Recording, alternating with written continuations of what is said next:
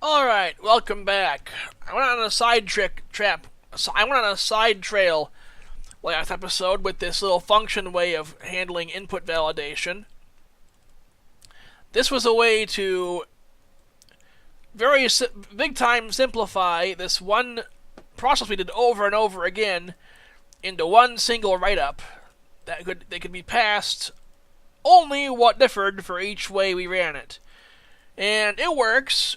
It's nice and clean, but it's also kind of weird and awkward, and believe it or not, you can make this even better.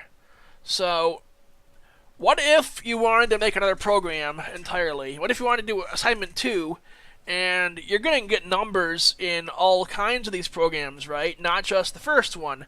So, you don't want to have to copy this function over to your new one every single time, right? What we're going to do now is we're going to turn this into a library.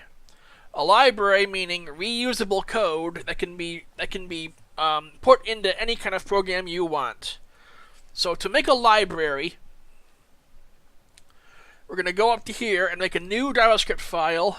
We'll just call it, new JavaScript file. We'll call it cislib.js. We'll add it to Git, and I'm going to split this. I'm going to move this right, so now we have both codes showing. I'm going to get our section 1 copied over. So now we are importing readline sync, just like the section 1 is. Now I'm going to write up this nice little recursive check. So I'm going to say function get text, and it's going to take a question, just like prompt that question does, and it's going to recursive equals true. So you notice this is a little bit different from the check num. I'm putting an equals after it. That means if nothing is put in the second parameter, it defaults to being true. I will just demonstrate this shortly. So, first things first, let input equal prompt.question. Now you'll notice down here, we're using text. We're putting in directly what we want to show. But I don't want to be bound to one specific thing. I want this to display whatever I want. So I'm going to put in display, because I'm going to call this and pass the question to it. So now we want to make sure is, did they enter an actual anything? So we're going to check input. If not input, notice the exclamation mark. I will go over this in my next episode on truthiness. If not input,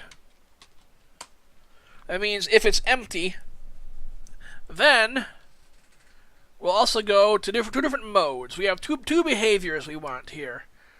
One is recursive, meaning it will ask them over and over again until it gets what it wants. And if recursive is true, notice how it links to that directly when I double click onto it. If recursive is true, I want to make an error message. Error must enter some text. And then call itself again. Get text display recursive. And I'll say return get text, because that's what it's going to do. Return is a new thing you haven't seen before. It means that when the function ends, it will spit out whatever it is you're returning. Just like here with prompt.question, it returns the text that you entered, and that goes to number, which returns into the lot num. Pretty straightforward stuff. It just looks confusing the first time. And if it's not recursive, then we want to... Well, this is going to be a little bit different for you guys. I'll get into why I'm doing this later. Throw error no text entered. What is throw? Don't worry about it for now. I will show you when we get around to it. You're almost never going to use this. Just know that for now, this will always get some text if we just call it directly. So the next part of the export is exporting the library. So exports is a keyword in JavaScript for making this usable outside of the one file. So we're going to create a property on exports called getText and refer to the getText function. We're assigning this function to this property on exports. I know that looks pretty silly, but it's useful. So how can we make this even better? Function getNumber display recursive equals true. Let input equal getText display recursive. Now we're going to call this to make sure we get an actual response, and then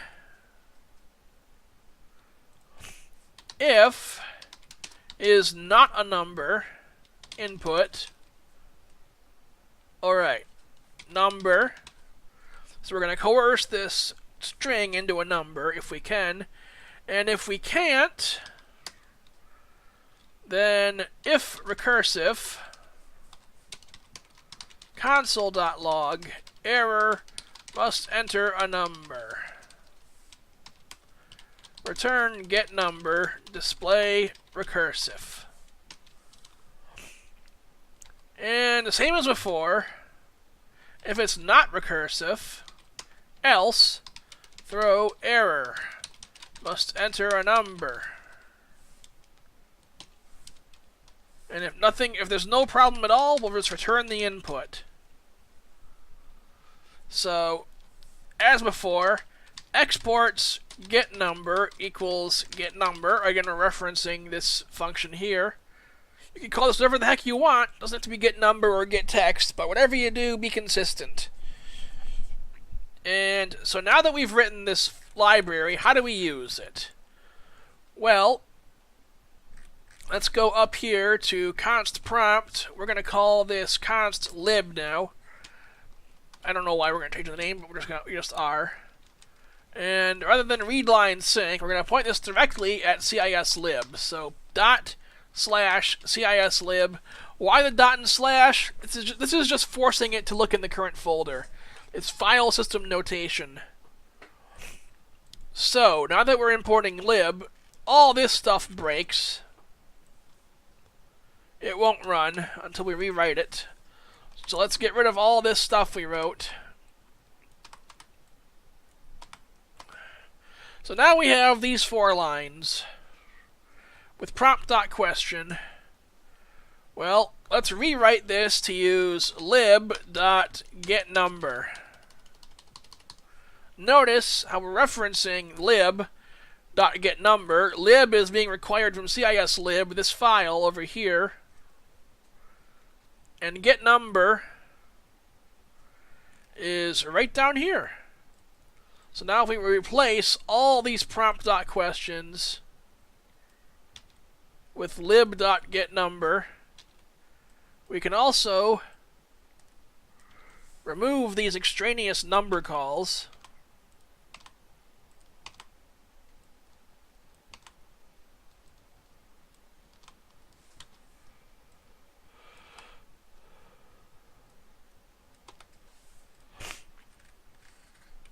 Okay, so will this run? Let's find out. If I go down here, enter lot number, A. Let's enter a number. If I say -1, must enter a number. Okay, apparently it doesn't like negative numbers. Why is that? I'm not quite sure. I'll look into that shortly. Let's see if I enter 3. Error must enter a number. What? What's going on here? Okay, okay. So, let's see what's happening here. If I input, I'm going to do some debugging. So if I run the program now and I say A, 3NAN. So, oh, okay, I was a silly ganoof. I forgot return input down here. It'll work now. I can remove that. Okay, so enter lot number. A must enter a number. I say -1. It takes that. It shouldn't, but it does. So 3, 2, 3. It worked. And if I decide to say A, it keeps looping until I get it. So 3, 3, 3, 3. Boom. And that is a library. Now, how can we add in so it's positive number only? Well, we can say get pos number, display recursive equals true, let input equals get number, display recursive, and we'll copy this. I know I said that if you start to see patterns, you may need to make a function, but I have no idea how you would functionalize this. So input, if input is less than 1, we'll just enter a positive number.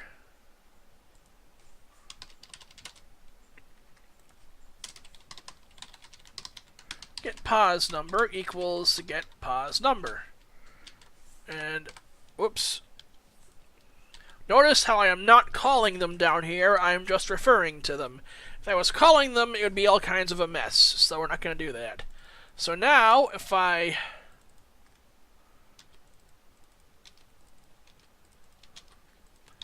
with that one single change, oh wait, wrong things, undo, undo. I need to change this. If I get positive numbers, try -1, must enter a positive number.